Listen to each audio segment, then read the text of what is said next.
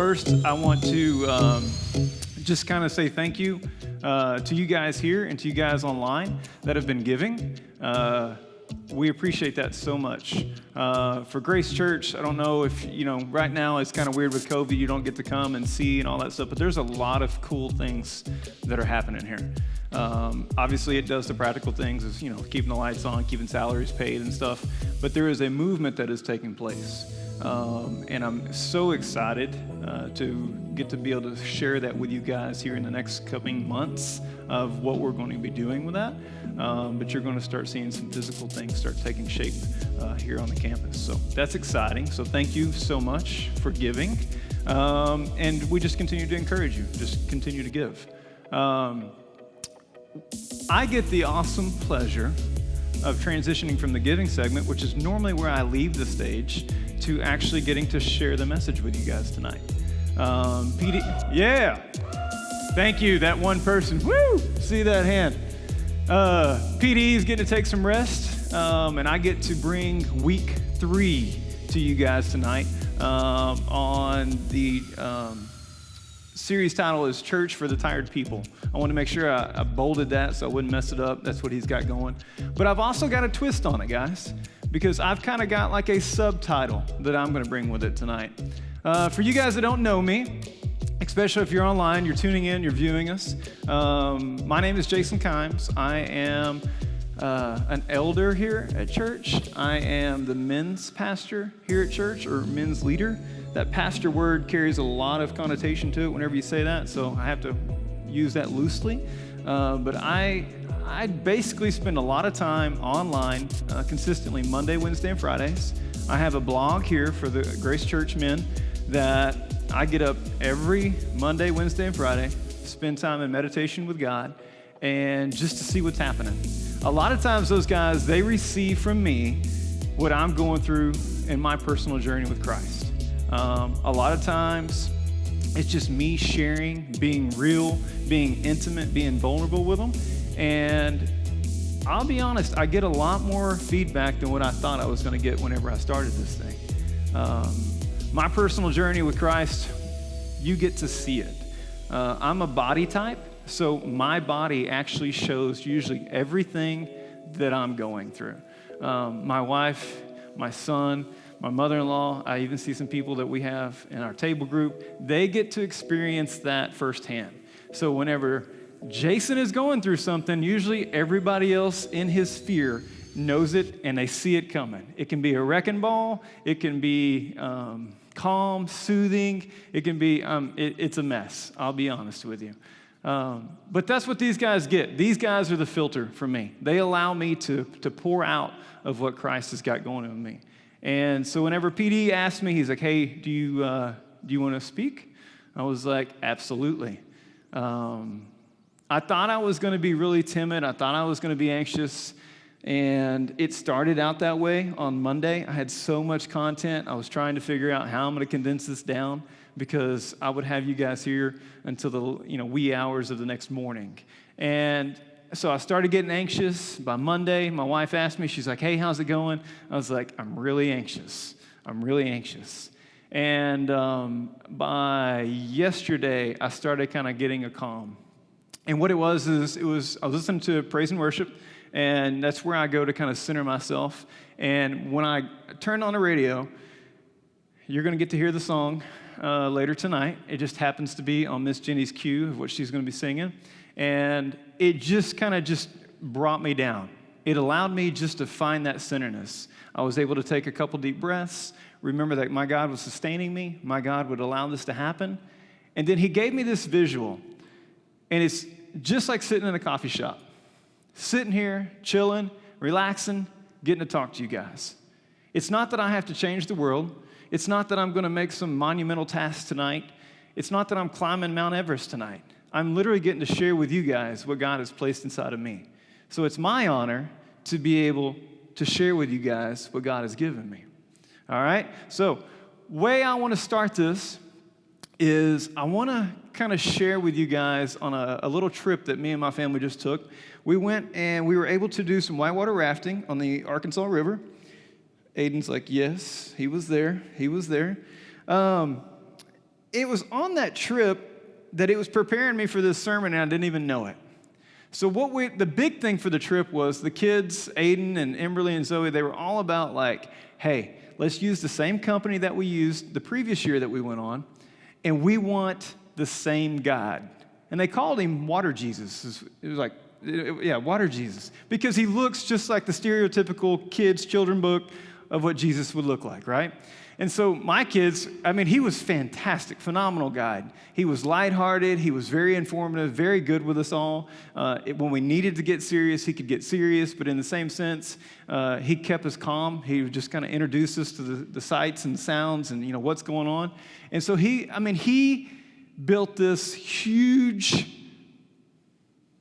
monument task for this poor soul that we ended up getting this year for our guide. And he was nothing like Water Jesus, I'll be honest with you. My kids were so let down. I mean, we're in the boat maybe 2 minutes, and the guy is, hey, that's all we got. There's no stories, there's no background. And so I thought, all right, we'll be fine. We're gonna make this. And Tia, in her body type, she's the one that she wants everybody to have fun. So she's kind of like chattering up the guy, and she's getting nothing back. And I'm like, if Tia can't get this guy to chatter, there's no way I'm speaking. So at this point, we're just rolling down the river, right? He tells us where the big rapids are coming, but he tells us nothing about the scenery. Now, he doesn't know that we just came the previous year and that we knew all this. So I just keep waiting, like, surely to goodness he's going to tell us about this rock or about that water Jesus told us about, right?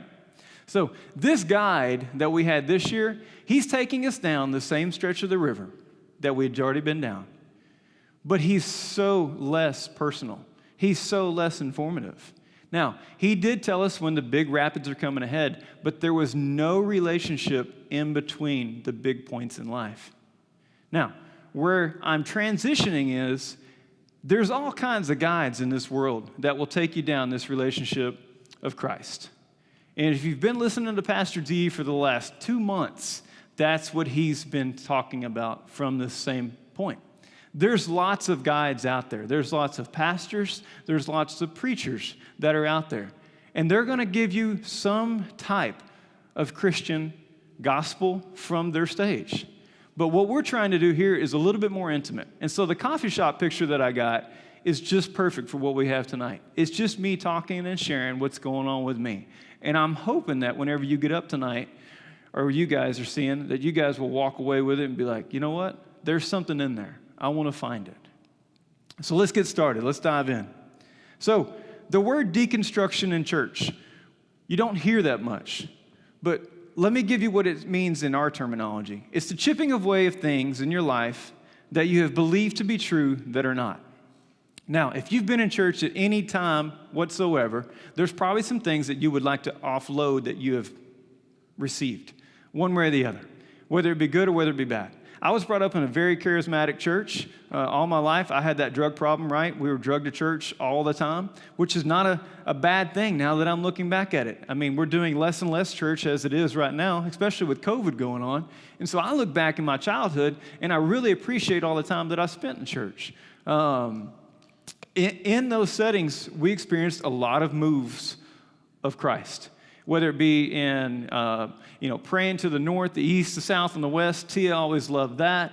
Whether it be the tambourine lady or the, out on the side or whatever it was, I have received so many different forms of worship, of theology, of praise and worship, all of that stuff. So in deconstruction, what you do is you start looking at some of that stuff. And you start wondering through a filter of, is that something that I need? What is in there? And you start looking at it. And so that's where the chipping away comes. There's some things that man had brought, whether it be to get you to give or whatever the motive was behind it, but most of the things that are in there are good. And so I'm actually going to this is my favorite thing that I always enjoyed whenever I got to go to church, whenever I was younger and get to sit in here with all the big church, right? And that was the illustrated sermons. I mean, can I get an amen for illustrated sermons? I loved illustrated sermons. That's whenever I would actually focus and be like, all right, bring it, dude. Let's see what you got. Other than that, I'm tuning him out. Well, tonight, I've got an illustrated sermon. So follow me as I go over here and get my chair and my mirror.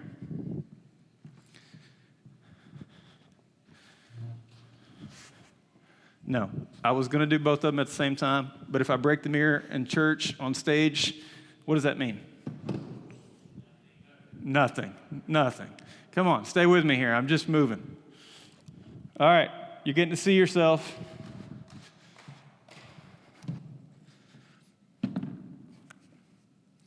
All right, my props are set up. So I'm going to go to a verse. Pastor Z, will you put the verse up there if you got it? What this is Genesis 1, verses 26 through 28. It says, God spoke, "Let us make human beings in our image, make them reflecting our nature, so they can be responsible for the fish in the sea, the birds in the air, the cattle, and yes, earth itself, and every animal that moves on the face of the earth." God created human beings. He created them godlike, reflecting God's nature. He created them male and female. God blessed them. Prosper, reproduce, fill the earth, take charge. Be responsible for the fish in the sea and birds in the air, and for every living thing that moves on the face of the earth. So it brings me to my subtitle, if you would. It's called The Value of You. And since I sent that to Pastor Z, I've been praying about this message, and I was like, Lord, is there anything that I'm missing? And he had me add 5 more words to that title. Where it says the value of you, he said, put finding the value of you in a distorted image. Finding the value of you in a distorted image. I've got my mirror. I'm standing in front of my mirror, and I'm looking at myself. Now, I asked my table group this last Sunday or 2 Sundays ago. I asked them, preluding to this title or to this message, I asked them, I said, what do you see whenever you look into a full-length mirror? Typical answers, the women, first of all, I see my wrinkles. I see, everything that I don't want to see is what they see, right? And the men, the topic started, it switched quickly to men don't even see anything when they look in the mirror. They'd look in the mirror and it's like there's nothing. It's just a void. They don't see anything. PZ's back there flexing. He sees guns and biceps is all he sees. So I said, no, that's not accurate. That's not where I'm wanting to go. Now, if you know me, and most of you do, all of you do that are in here, but if you online, if you don't know me, I love to go deep into conversations. I will chase a rabbit hole down something till there is no bottom. The deeper it is, the deeper the topic, I'm all in. That's just who I am. I love that. Before you know it, I look around and there's nobody else but just me and God, and that's just where we're sitting. So when I ask this question about what do you see whenever you look in the mirror, I'm already halfway down the rabbit hole. And so as I hear these answers, what it's doing to me is it's like, oh, it's bringing me back to context. It's bringing me back to where most of us actually see when we look in the mirror. Now, the reason that I brought up this verse is it says, let us make human beings in our image. Make them reflecting. If you're taking notes, make a note underneath reflecting. Write that word down, reflecting. Our nature. Again, this is God saying in our nature. Didn't say in his image of what he looks like. And it does say image in some of the other translations, but in Eugene Peterson's in the Message, it says in our nature. And that's what I want to drive home tonight. The nature of God. What is the nature of God? God created human beings. He created them godlike, reflecting God's nature. So when we look into the mirror, if we can take any time that we can get alone and just look in the mirror and stand back, what do you see? And continue to ask yourself that. What do I see when I look in this mirror? And I mean look deep. Don't look at surface level. The first thing I want you to realize that if I'm standing in front of this mirror right here, the reflection, if I stand away from the mirror and there's other reflections that is in the mirror, are any of them moving inside of the mirror? It's not a trick mirror. I bought it at Wally World for $50. It's not going anywhere. It's not one of those crazy mirrors. Is the image moving?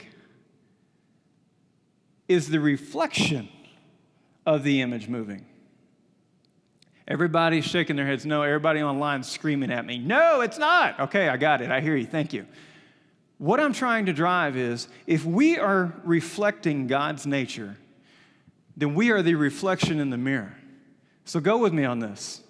If he is the image bearer and we are the reflection, and we all know that God is not moving, is the reflection moving? Now, I've got the goosebumps going all over this because I've been studying this for 2 weeks, and if y'all don't have it, then I'm going to say it one more time, especially online. If the reflection is not moving from the image, and we are the reflection of God's image, is God leaving? No, he's not. And so therefore, what we have to do is continue to look at that image to try to see what God sees. By doing that, that's where you start this deconstruction that I just talked about. So, number one, have you noticed how things look and feel different when you are tired? We've all been there, especially with COVID right now. We're all just exhausted. Everybody's ready for the kiddos to go back to school, so I can just get a little bit of peace. I'm tired. When you're tired, things look differently. At 40 years of age right now, I require more sleep than I did whenever I was 20. At 20, I didn't really require any sleep. But I now have an app on my phone that makes me go to bed at like 9:30. It starts beeping at me, and then I've got to have at least 7 to 8 hours of sleep, and so it tells me what time I can wake up because I require that sleep. For me to mentally process and physically exist in this world, I have to have rest. Because whenever I look at things, whenever I'm tired, they're skewed. So when you're looking at this image right here and you're tired, there's going to be a lot of things that enter into your mind that are not correct. But if you're rested and you're full of joy, peace, sound mind, whenever our reflection of the image bearer, Christ, we have all of those pure things in us, we see things differently. Are you following me? Everybody tracking with me? All right, everybody move your mask up and down, flap it so I know that you're in here. You guys online? Yes, thank you, bro, Joe. All right, so we need to find rest in being the reflection of a loving God. If we look back at the image maker and we see what he sees, allow him to help us start to remove those things. This is what Bro Joe was just talking about earlier whenever he was talking about changing your mind, the things that are going in. Who is putting those things into your mind? So, remove these things that you try to replace in the reflection that do not belong there anymore. So again, if we're standing here and we're looking at this image, if you guys that are here right now, or if you guys online, if you can see into this mirror, look into that mirror and what does not belong there in your life. Again, I'm challenging you. I'm asking you to enter into your imagination and look inside of yourself and what does not belong in there. Now, I wanted to make it like awkwardly long, just staring into the mirror, but, I thought, how long can I actually make that awkward whenever people are online, they're going to tune off, or how many of you guys are just going to be like, all right, I'm out. But if you're staring there awkwardly, just looking inside, you will finally start to get through the superficial of my hair, which I've already got through that, but my makeup or my clothes or, my wrinkles underneath my eyes, whatever it is, you will finally start to get to the inwards is where you will start to get to. That's why, the Jews always referred to it as your heart, right? They knew that there was something centrally located in here that meant something to them, so a lot of times they referred to that as their heart. And then it goes into the soul. How long do you have to look at the image bearer to get to where you're seeing what's needing to be in your soul instead of what's already in there that doesn't? So you're continuing to look at that image. And I know I'm harping on this, but this is the main points of this thing, is you've got the reflection of the image bearer. So I want you to keep that in your mind. You're staring into the mirror. Right now, you're looking inward to what's in there. Here's some of the things that we're going to find real quick. How about COVID-19, right? What's it bringing? Fear, questions, doubt, anxiousness, all of this stuff. Does that sound like stuff that could be placed inside of the soul real quick? It does for me. I just told you on Monday I was dealing with anxiousness. I'm speaking to you tonight on a stage platform online, and I'm dealing with anxiousness right now. And I intently was planning on speaking tonight, and I'm already dealing with anxiousness. COVID-19, we're all sitting here wearing masks. We're trying to figure out how are we going to do this. It's the fear of getting sick. It's the fear of wearing the mask, the fear of not wearing the mask. It's the fear that creeps into us. So again, we're looking inward. We're seeing these things. How did we get these out of there? Self-worth. Now we're really getting down the rabbit hole. Self-worth. How does that fit into all this? What is that doing for you? How many people are dying every hour of depression, especially with COVID-19 right now. They don't even know what to do. The depression is weighing so heavily on them, they would rather just take their life than try to deal with it anymore. So what is that self-worth? How is that doing down there? Shame. PD did a whole message on shame, which was mind blow. It was wonderful, of the shame. He even talked about the tribe of shame, the people that we surround ourselves with, what they're saying, what they're doing. Weariness, that's the next word. We've got reflection, now we've got weariness. Your mind and body are weary right now, I promise you. If you are old enough to process any type of things that's happening in this world right now, I imagine that you're weary. Don't reach the point that you want to go back to the old because of weariness. If you're tired of looking into this mirror, you're like, Jason, I can't look at it any longer. Every time I look in that mirror, I find stuff that I don't want.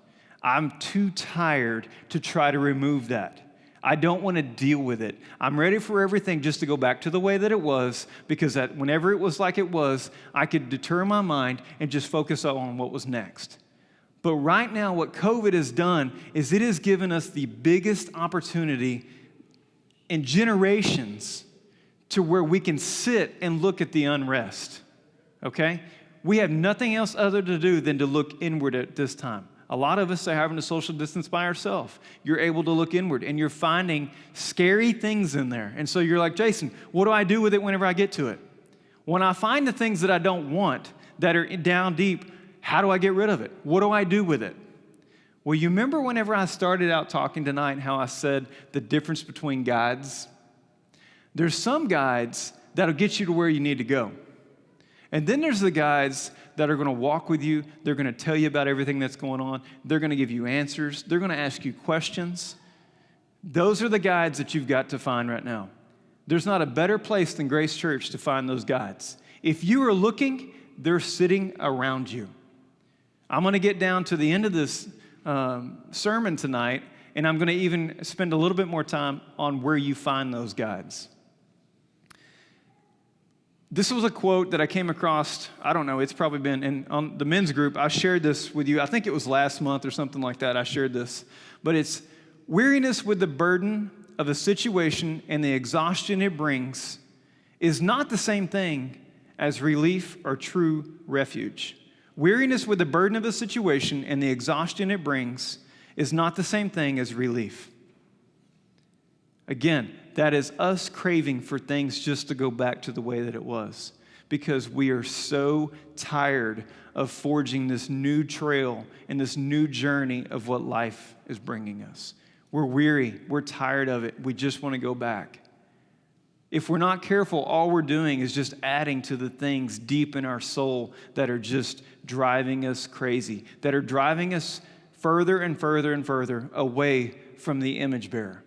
If we're not careful, that's what's happening. So I want us to embrace this unrest. Allow this unrest in the world to become a plow in your life. As a farmer plows his fields in preparation of the new planting season, there is a new season coming. Become soil that receives the new seed. Now, I knew if I made an analogy to farming and planting that we would have a great sermon. So I had to throw that in there. But imagine yourself being plowed up, becoming new soil that God can plant and put something new inside of us. That's what I want you guys to do.